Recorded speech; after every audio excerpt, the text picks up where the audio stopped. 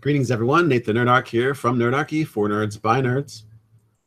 And this is the 35th Quests and Adventures that we're doing. And I'm by myself.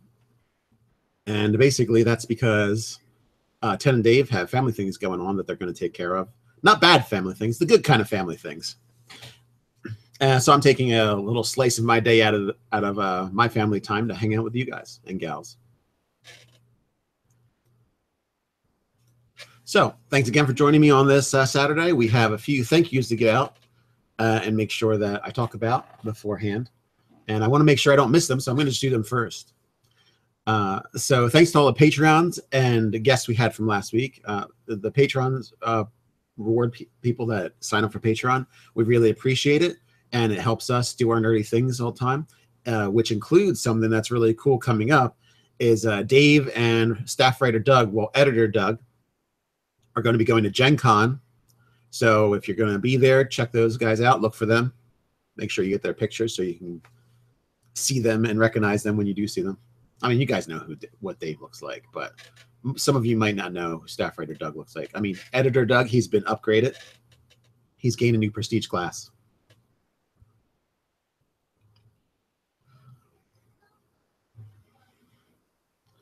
And what else do we have? So I will be filling in for Ted and Dave next week as well, because they're going to be out and about. Dave's going to be over in Gen Con, and I don't know, I forget what Ted said he was going to be doing, but he's going to be doing something that's not sitting down and talking on the camera. So that's going to be happening as well for next week. And I might change it to 12 o'clock just to make it a different time. And because I think it's easier for me to do it at 12, and then I can just do whatever I want with the rest of the day. Now, something that's going to be happening since Dave's at Gen Con and he usually does the live streams, I will be going and doing some of the live streams. Ted will be doing some of the live streams, and also staff writer Nigel will be doing some of the live streams. And he seems to have some interesting guests coming up, so definitely check out next week at noon Eastern Standard Time for which day. I don't know which day he's going to actually have them on. And also, I think he's doing a special one at I want to say 5:30 or 7, one of those times. So in the evening, oh, you know what? I don't know if it's Eastern Standard Time or his time. So you know what? I'm going to have to check with him. But check back early next week to see when that's all going to be happening. I'll tell you guys and gals on Monday's live stream what exactly is going to be happening with the live streams going forward for that week. So no Scarlet Sisterhood next week. No Aether Skies, and no Phase Rip or anything like that. For games-wise, that's not going to be going on, and the live streams will not be done by Dave. So just want to say hi to chat. I know we have a few people here joining us on this overcast, well, I'm overcast day. Not too sunny, but not raining yet. It's a good day to just chill outside. At least where I am. I know we have people from all over the world joining us, so I have no idea. It's probably, it might be 2 o'clock in the morning somewhere. Hi, Arcania. Hi, Sean. Hi, Ben. Hi, Matt. And hi, Renee.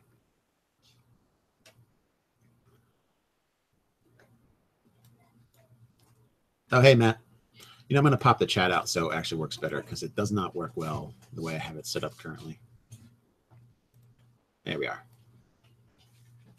All right, make sure if you have any questions for me, I'll answer them for you because I don't have anyone to banter with. So it's kind of,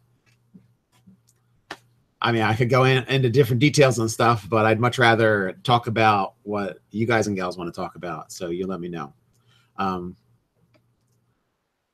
Oh, Ted's game does not have a full group, so he will be tapping Patreon members for that. So make sure when he does release the request, if he has not done it already, make sure you get into that conversation if you want to have a chance of playing on the game.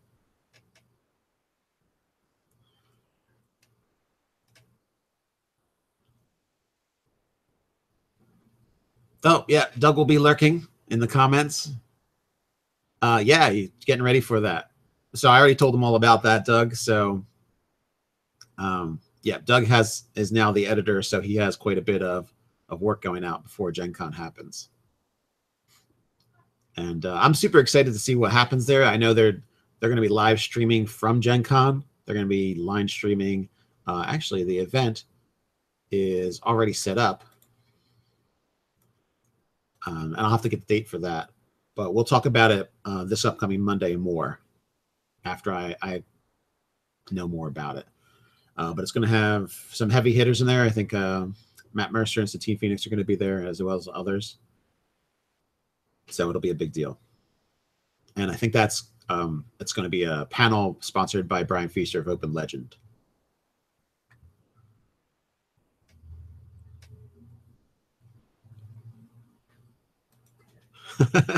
Yeah, Nick, just go ahead and ask. That's fine.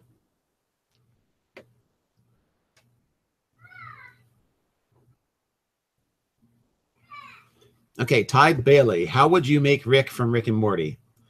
I gotta say, I have not watched enough Rick and Morty to say with confidence what he would be.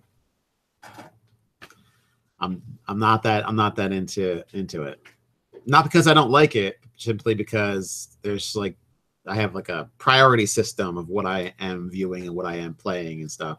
When you do this and then when you play nerdy things, you know, you have doing Nerdarchy, playing games, running games, playing video games, hanging out with everybody else, and hanging out with family members and all that kind of stuff. There's a lot of things on the list, and TV has been low on my list, like really low on my list. So I just have not gotten to things that there's superhero Netflix shows. I have Netflix and I just have not gotten to see it. I'm still in the first season of Agents of S.H.I.E.L.D. If that gives you any impression on how much I've been able to watch TV.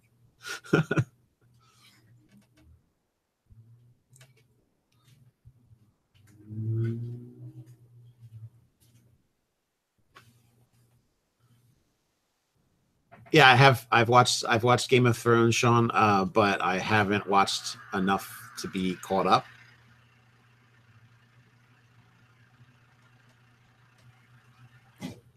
Ben Murchison, sorry if I messed that up. Have you or your friends tried out the Artificer class? I'm playing a Gnome Alchemist in one of my campaigns. Pretty fun. Yeah. I would say that I have not played that class. I have seen the what is it called? The guy that makes the items like the thunder staff or whatever it's called, the boomstick. I don't remember what it's actually called, but I've seen that in action, and I thought it was pretty cool. I have not seen the regular alchemist in action, but I'd like to hear your thoughts on it. You said it was pretty fun.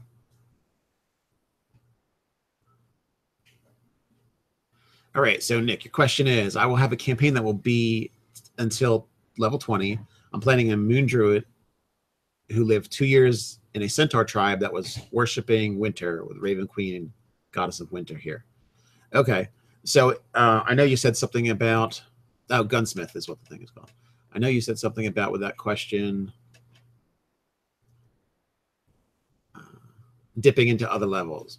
Okay, so I'm gonna guess because you mentioned the worshiping winter, the Raven Queen, Goddess of Winter. I'm guessing you want to take some levels from being the Circle and Moon Druid and taking some levels of Warlock, or do you want to try and see about possibly shape changing into themed monsters that might not normally be allowed? Is that what you mean, or are you talking specifically about doing Warlock levels?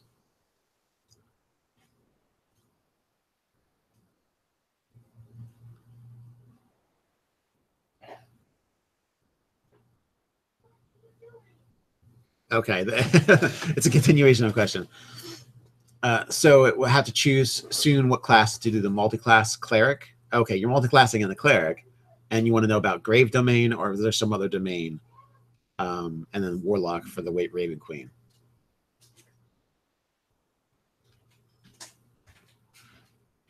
So I'll get back to that question. I'm going to let him finish it all the rest of the way out. And there is a few things I wanted to show you, and I'm going to try and not destroy anything by going on the screen share. If I figure it out, screen share.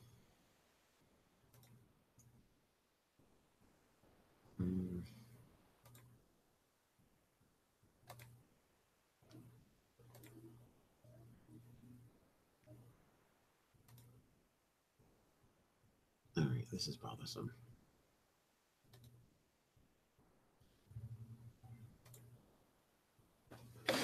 Sorry, technical difficulties. I always fail at screen share. So, for example, I have the window open here, and it refuses to acknowledge that there's another window. Okay, we're just going to go with it. Yeah, it doesn't like that. Yep, exactly.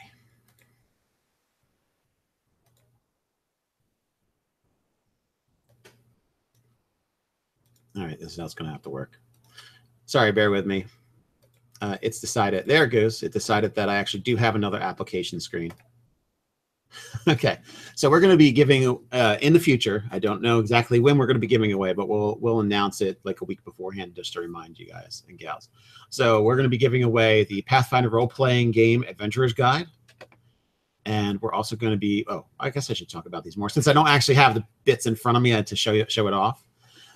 So it's going to be Searching for Dragons to Slay and Wrongs to Right, that kind of like classic adventure feel, I think. And it's 18 different organizations. There's a variety of it. You got Eagle Knights, Freedom Fighters, Bellflower Network, or agencies of sinister groups such as the Red Mantis Assassins or Hell Knights. So I think it's cool that they're going to include the Hell Knights. So that's going to be for Pathfinder, and we are going to be giving that away later in the month, I'm assuming, probably when Dave gets back. And here we have map packs, I believe.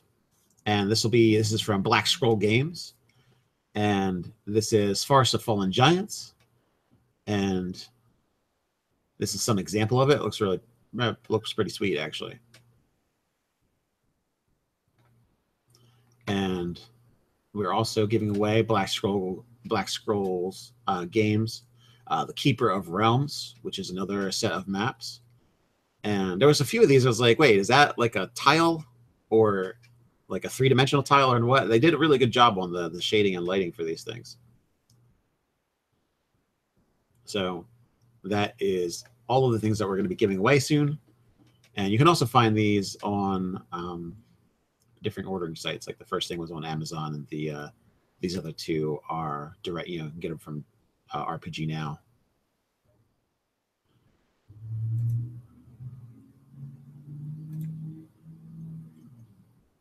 All right, end the screen share. Success.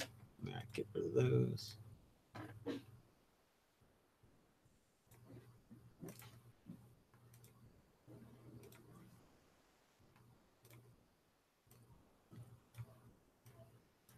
All right, chat, if you would like to sound off, I know it's a little early, but I don't think I'm going to be going the full hour today. All on my lonesome. I've gone through everything I need to talk about. Oh no. So we're going to get into the Q&A part of this, and you can sound off as well.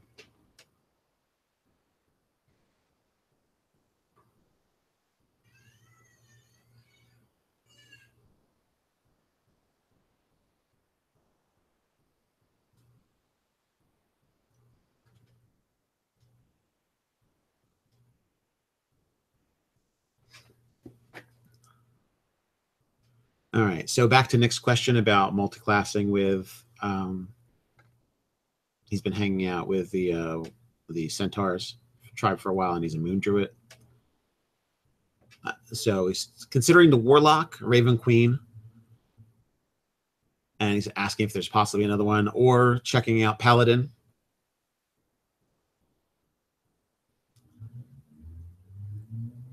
And okay, for level-wise, okay, All right, if you still want 9th level spells as a druid, you can only take 3 levels. If you want to cast 9th level spells, not just have the spell slot for it. So there's a few, I don't know, if you're already a druid, it's not that beneficial to do paladin. I feel like, I don't know, I think you should just probably have an affinity for the Raven Queen and not actually take levels. That's my opinion. Because I play a 14th level cleric in one of the games, a nature cleric, and I almost took ranger levels. But I said, oh, I'm going to have to take like 3 ranger levels, and then I could do like a beast companion or just be really a bit better at fighting, which is what I was considering, because I either have cleric spells or sacred flame, which is really lame. And every once in a while you get another cool attack power, but it's usually at the cost of being able to do something else really neat, spell-wise, because there's not a lot of, you know, flinging damage for clerics. So I almost took ranger levels, and I even have a cool horn bow that can do melee damage as well. So I have this set up. I'm kind of almost fightery. I'm like, well, you know, I'm not going to get 2 attacks, so it kind of doesn't feel right to take 5 or 6 levels of ranger to get the 2 attacks.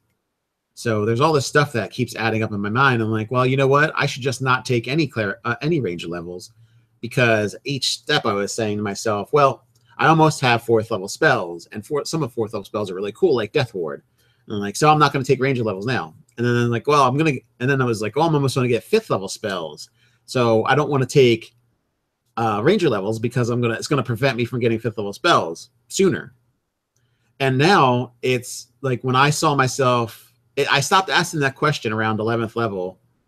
That was the last time I said, oh, am I going to take ranger levels? By the time I was 12th and looking at 13th level, I didn't even consider it, because you're getting 6th level spells, and they're really super powerful. And, you know, you're getting 7th level spells then. 11th level, you're getting a 6th level spell. Yes, that's right. So you've got this access to these really powerful magic effects, and one of them, like Divine Word, I saved the party with. We had like 4 or 5 I had 5 or 6 demonic elementals and this crazy demon guy. And I blasted out Divine Word and got rid of half the elementals. We were going to lose that fight. As far as I'm concerned, that fight was lost. And the only thing that worked was the first round I cast Divine. They're slapping us all around. And I cast Divine Word the first round as a 13th level caster. And that kind of changed the battle from a definite loss to a barely lost. No, wait, a barely won. We did lose 1 NPC, but I got them back up. I revivified them. But so we were at that level. The mage lost a simulacrum. He lost a companion that was just a few levels lower than us. There was a few downed people that I got back up. So it was a really nasty fight that we almost lost. Thankfully, we lost, well, disposable things like the simulacrum and the NPC, but we gained the NPC back.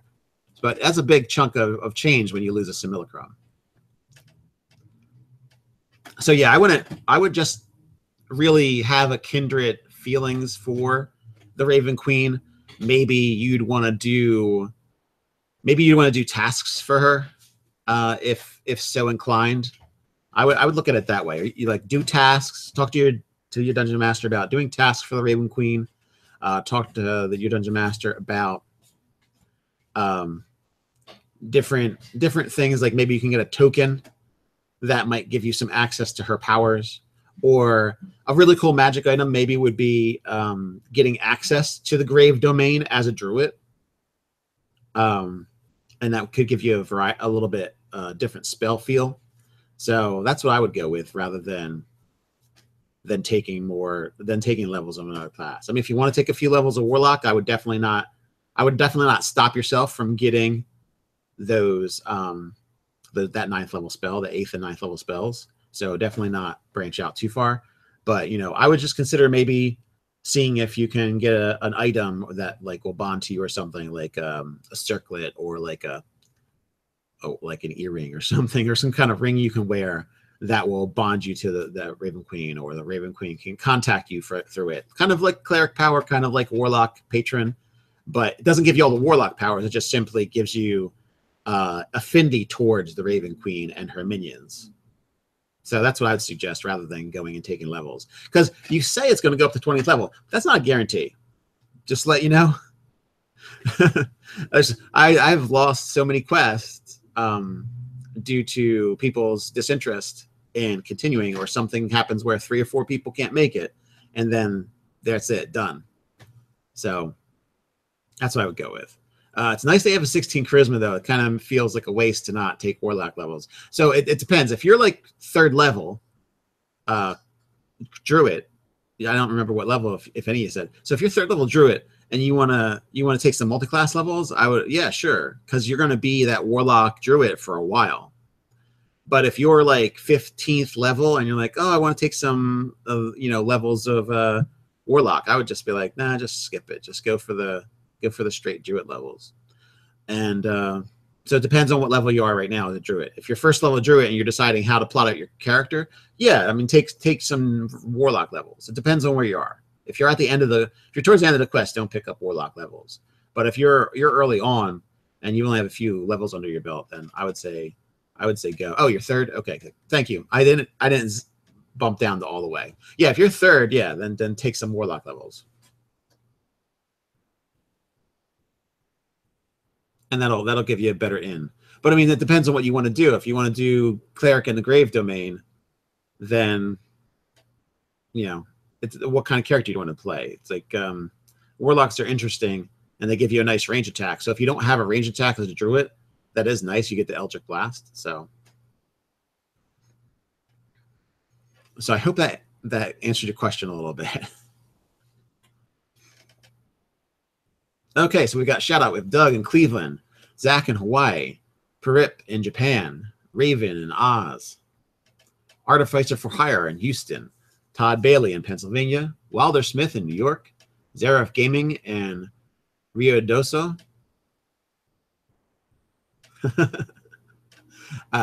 King Awesomeness in St. Louis, Ben Murchison in New Brunswick, Canada.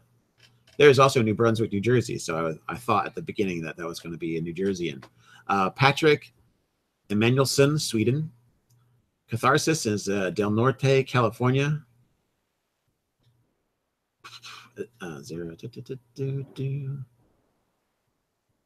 All right, that is all the shout outs, it looks like. Oh, Amish Verma in Wisconsin. Jeff Gaming, you're not in Gen Con yet.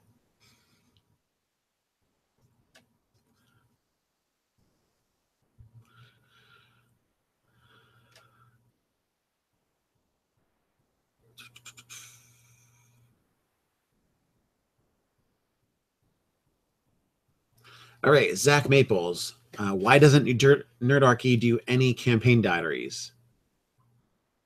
I don't want to watch the full stream for most of the live plays, but having someone sum up the session with advice and whatever would be great. It would be a great video. That would have been great to start right off the bat.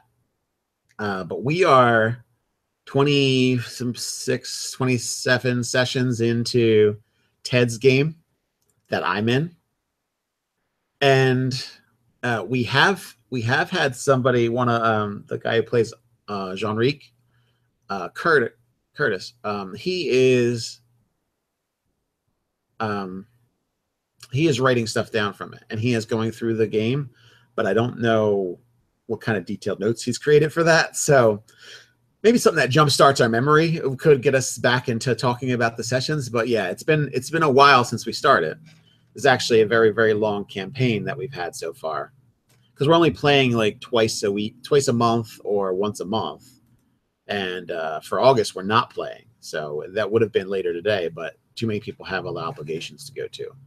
So yeah, I think campaign diary, when I start my pay-to-play games up, I'll do a campaign diary, because I think that would be nice for people who missed it, because I want to do those on Twitch. So I'm trying to figure out Twitch a bit better and making sure that I can actually do a decent setup. I mean, Saver Dice is really kind of set the bar for what I want it to look like. Not individual art for the people and everything, but that kind of setup and that way of having everybody's faces and stuff rather than the Google live chat, which is, you know, the different people show up on the main screen and you don't really have the ability to see what everybody is doing and how their facial expressions are going and things. So I would rather, I need to figure all that out first beforehand.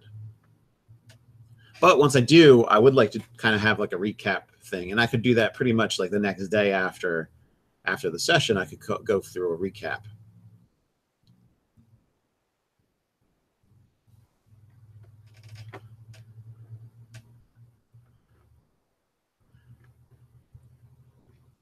Oh, I did say it right. Okay, thanks, Seraph Gaming. I said reduce all right. Of course, I think I just might have said it wrong. Oh, we have more shout outs. Okay, Fenrir World Eater in Jacksonville, Florida, and Sean Thomas and Sean Thomas Covina, California. Lots of Callies today. Oh, you know what, Ben? As far as getting in on the gaming, you just email me at Nate the Nerdarch. I'm going to put it in the chat as well. At gmail.com, and say you want to play the games.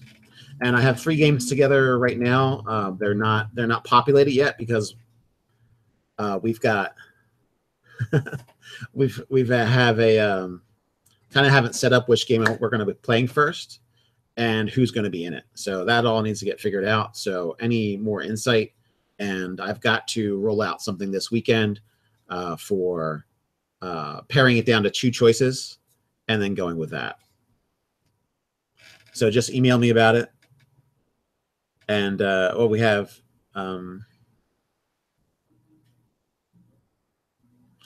is Nick in Serbia, and Tristan Ross is in Sweden.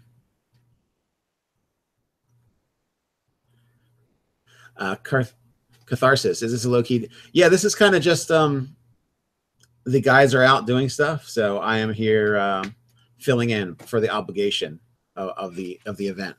And you know, they said, oh well, you know, there's kind of this desire to not have it or to have it, and I feel that as like a service to the fans and people that are going to show up every Saturday, or you know, whenever they do, that we wanted to have it here.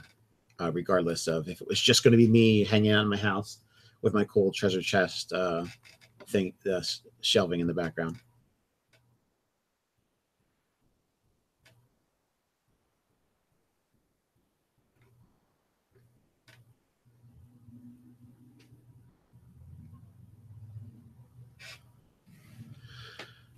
Kyoto Harrington. Our game uses style points.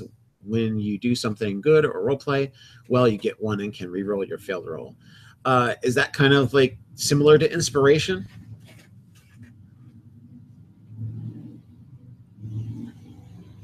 It sounds similar to inspiration setup, but I think style points is a better name for it because it kind of gets you in the mood. Oh, if I do something cool and stylish, or I describe my action here, then you get the benefit of re-rolling a roll. And when I do games, we've kind of been lazy about the XP. How do you guys do XP in your games? Do you do just level-based adventures, like, oh, this adventure, when they're done they'll have gained a level, so I'll just mark them off as gaining a level? Or do you do things like give out XP for special purpose, for like we used to have a system where we would do like hash marks or check marks, and kind of like for different RP. So if like 3 or 4 people are all sitting at the table and only one of them is really interacting with the NPCs, that person's going to get more check marks basically for interaction. I mean, Dave's game and Ted's game, I think they both just do leveling, where it's like, yeah, you gained a level. And I like that, but the gamist to me doesn't like it. Because I'm like, oh, you know, if I do something cooler, I kind of want it to matter more, and I want to kind of like be rewarded with that by getting XP, like more XP than a person who just kind of sits and rolls their dice and then goes home. So So that's what I'm kind of interested in seeing, is more of a like kind of like your choices matter, and the choices will kind of gain experience for your characters. Because, and not that I'm accusing anybody of doing this, but it really feels like the everybody gets a trophy thing. Just a little bit. Just a little bit. It's not like totally turning me off to the idea of just handing out a level as like a reward to everybody. Because one of the things I noticed is some people can't make all the games. And that's not because they just ditch. That's because there's just stuff comes up. And I wouldn't want it to get so far that people are all these different kind of levels and you have no idea who's level what. And I'd rather just say, oh, you missed a session? Well, here, hop on in and you're this level. Rather than say, well, you know, last time you gained XP, they fought like a demon, and they fought this and they fought that. So you're like 2 levels under them, or you're a level and a half under them. So when they gain their next level, you're still going to be, you know, 2 levels behind in essence. So that's my only issue with that. But if everybody can show up all the time, I'd kind of like to do it where you actually get awarded XP for the things you do and the things you say, rather than just simply for being there or not being there and still getting the XP for it. So I don't want to treat it like a penalty system.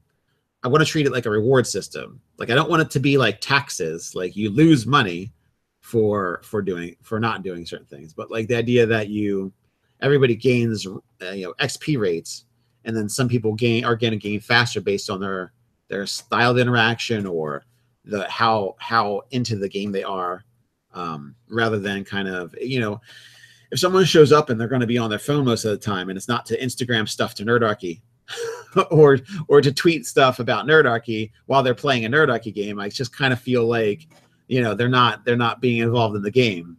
Like it's kind of a downer to go through and write several pages of descriptions for things, and then somebody during descriptions is going to be like reading their phone and then ask later after the fight starts, okay, so how many guys are there? Because I wasn't paying attention.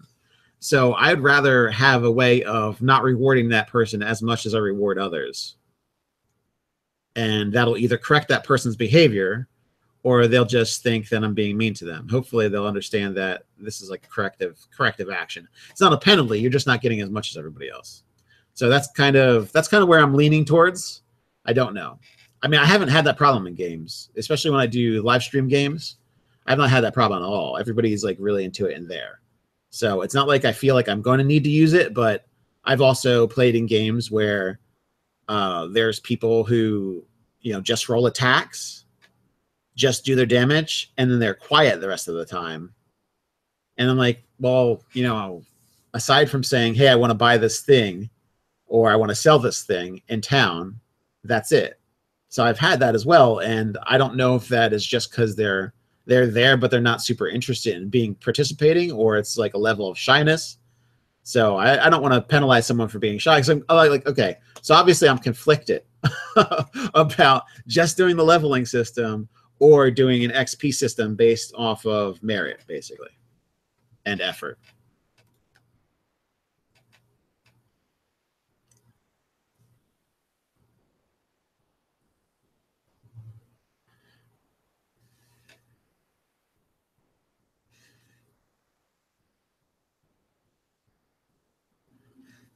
All right, Doug, your main campaign, there's no XP level. It's like level ups are just fluid. When it seems natural, makes sense, or feels like a good time to do it.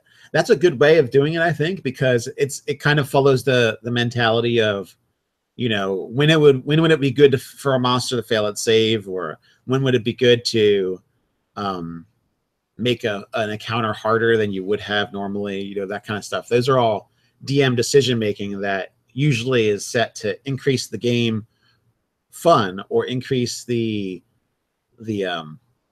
something about the moment that you want to increase. All right, Zach Maples, do you have any advice for using real pantheons for D&D? I know that there are listed in the DMG, but would it be weird to just say that the players worship Imhotep or Anubis while they live in a swamp?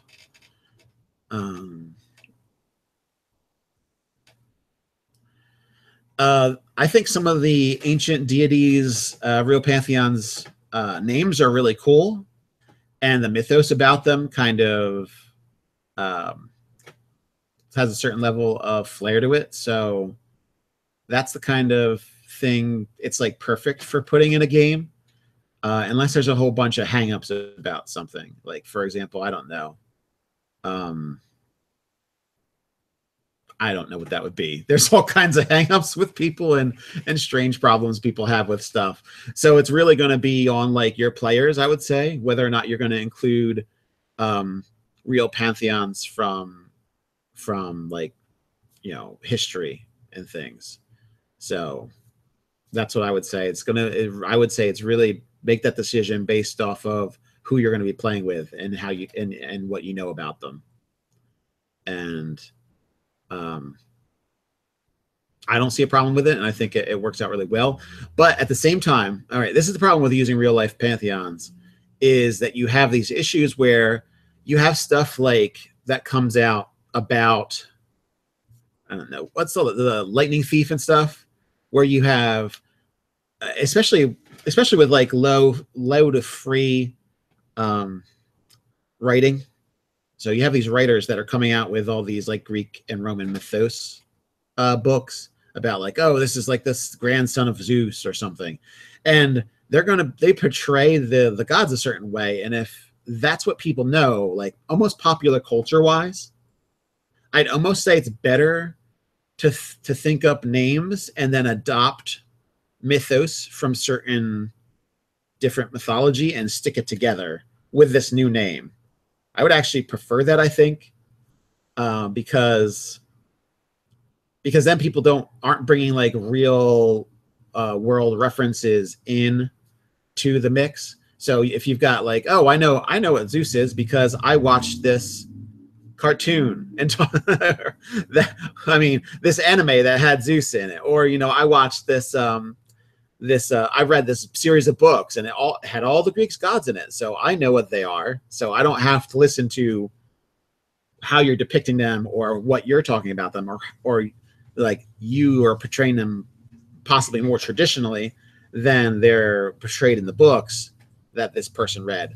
So then you've got to deal with that person's idea on what Zeus is, and how that's going to conflict. Because you know how we all kind of think we know what wizards are. So that's kind of different. You know, D&D 5e wizard. You know, there's only so many different types right now. So that's kind of pretty clear cut. But aside from a little excerpt in or a list in the back of the book, there's not really any information for how 5e treats these particular pantheons. And I think that's good. I mean, why? There's no need for them to use them, as far as I'm concerned, compared to the ones they make up. So I would suggest use it. I mean, if you want to use the Greek gods, for example, or the Celtic deities, go with them, but then have a different name, kind of flavor it a little bit differently. Have it fit your realm more.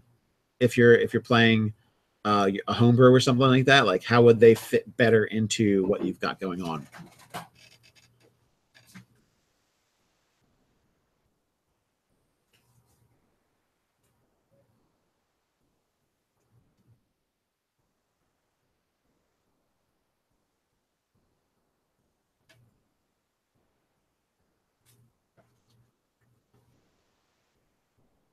Yes, Sean Thomas, creativity always helps to keep your players from metagaming. It is true.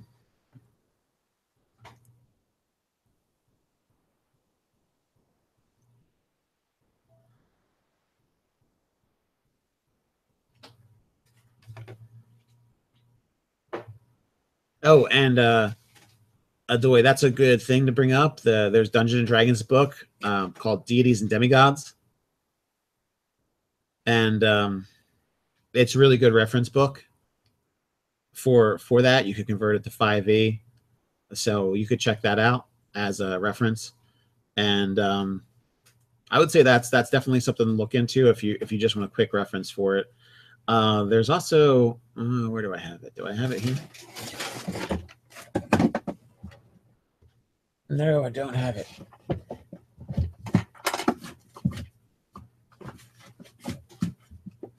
Oh, blast! You know, I have the Book of the Celts, the Celtic book. It's like a green book from second edition.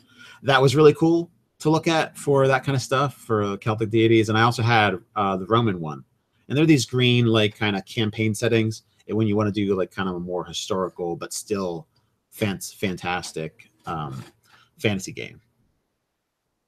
Yeah, that's true. Tome of Beast, the bad man. Tome of Beast does have some demigods and things like that.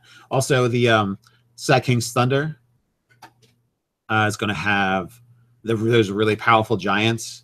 They're kind of like you. I mean, you could say that they're demigods and use them in that fashion.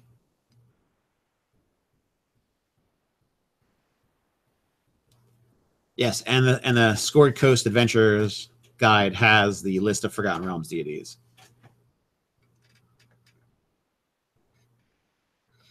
And if you want to make, if you want to use the old ones as references, because there's good like psychological and myth linkage in those, then that's a place to start, and then you can just manipulate it how you wish.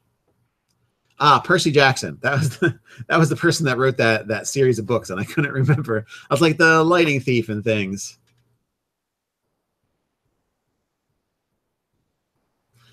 Zach Maples, what's a good book I've read recently? You know what? I read Brandon Sanderson's books. His I think it's Mistborn series. And I've also read, well, I'm reading the Foundation series right now. That's sci-fi stuff, so that's not going to be necessarily that useful for, fantasy things, but I'm interested in doing a bit more sci-fi. I talked with editor Doug about getting in on some Spelljammer articles for their website, since people like to seem to check our website out for Spelljammer things. And I'd like to see Spelljammer in 5e, but it's not a requirement. I don't know how to say this without making it sound like I don't need anything. I'd like to see it, but I'd also be okay with just making up some stuff and using it, D&D in space kind of thing. So I think with how much Spelljammer stuff is already out from different editions, I don't feel like I need to absolutely have Spelljammer in 5e, but I would like to see it, kind of to see their take on it. But I'm okay with just making up my own stuff and whatever editor Doug comes up with and what we see in the community as like working for us. So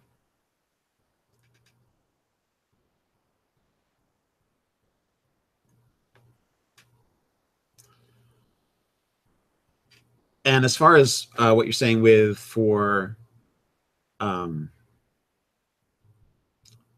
swamps and Egypt and things, that's I would say you don't sometimes deity stuff is just strictly symbolic. It's not like they're bound to a spot. Do you know what I mean? For ancient things like that. So it's not like if there's a god dealing with swamps and bogs or something, it might not necessarily, it might be something that's considered far off. Like maybe there's another place where these things exist. But it kind of references that kind of thing rather than say, there's got to be a swamp in the middle of Egypt for there to be a deity that has sway over it. Do you know what I mean? Because in mythos, that can be any of those people. And it can also be a type of reference to like traversing, like if you sank into a bog and disappear, and that's could be some kind of like an underworld reference. Like you're going to a different place.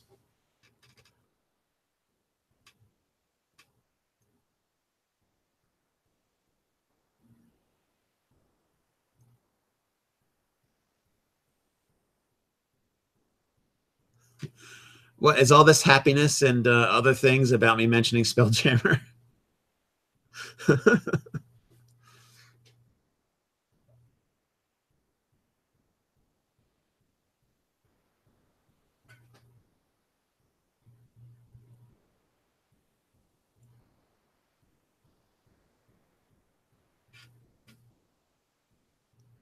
Yeah, Monsters of Mythology, it's good. The Unearthed Arcana was also good. Yes, Zareth, I did read Wheel Time. Oh no, I did say Sky King's Thunder, Doug. Oh, it's all Ted's fault. I blame Ted. When we come out with a supplement, it's gonna be a gag, and it's gonna be Sky King's Thunder. That's what it'll be. We'll make a funny supplement gag. Storm King's Thunder. Storm King's Thunder. Oh, hi from the Smithsonian. That's somebody in Nerdarchy.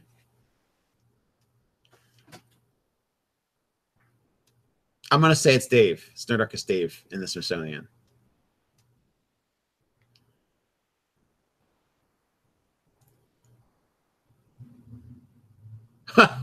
Sky King's Thunder, Horde of the Pony Queen.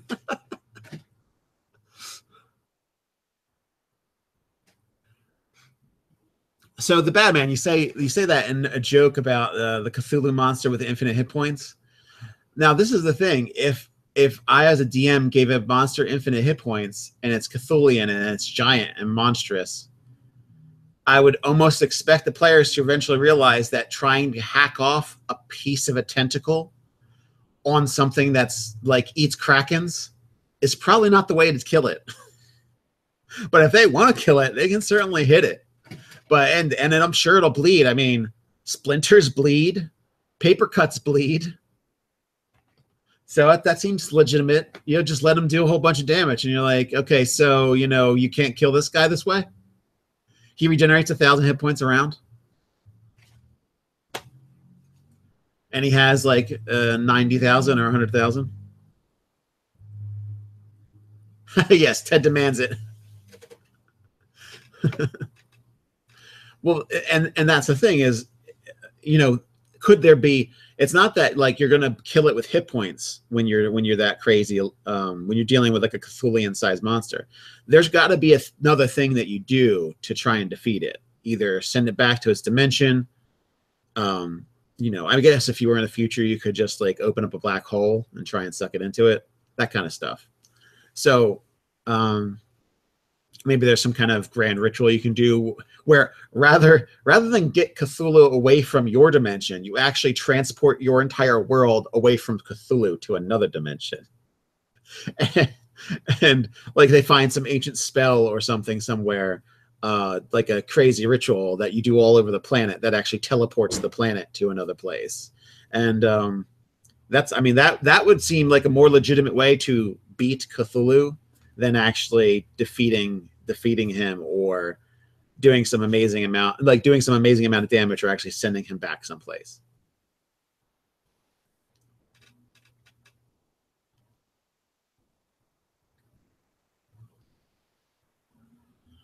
That ship better be going near to light speed if you're going to kill Cthulhu with it.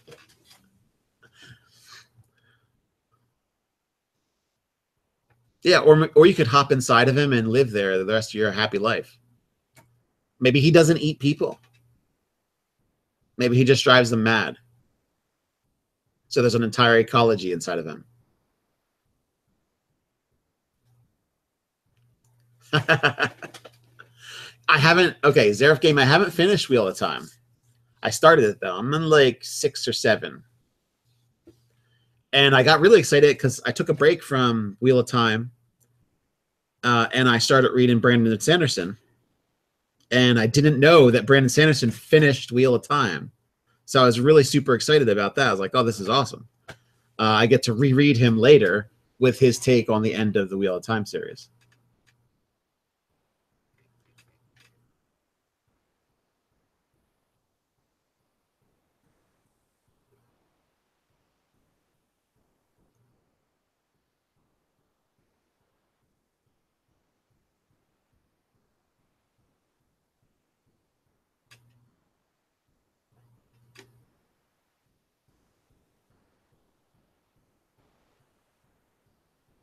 Well, Wilder Smith, thanks for. I'm glad you appreciate how cool the chat is. I do as well.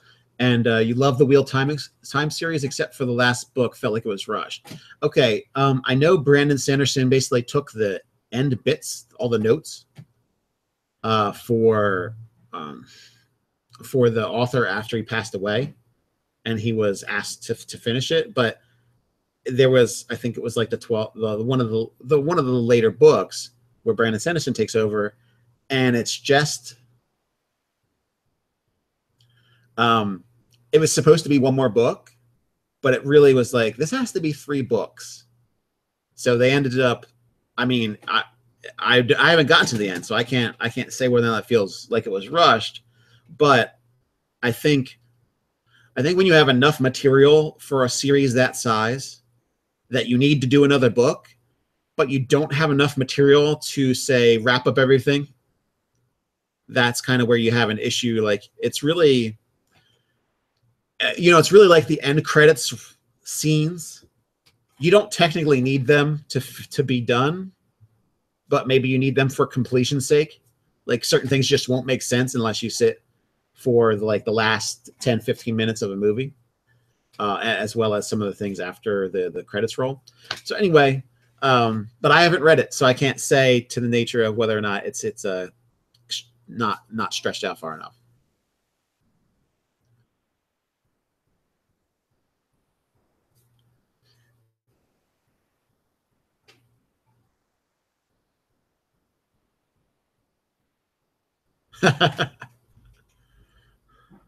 Zach Maple, you want to hear a romance song about Cthulhu? You drive me crazy. Can't get you out of my head. Yeah, you know what?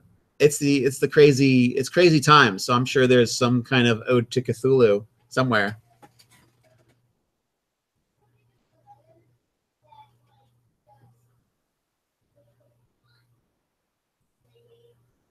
The Bad Man, a meme themed monster manual. Yeah, I've been tempted already. I don't know. I think there needs to be a school of mimetic magic. I'm just saying.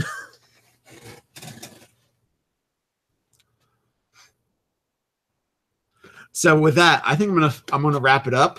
Thank you, chat. You've been awesome today. Thank you, anybody who's watching without the chat.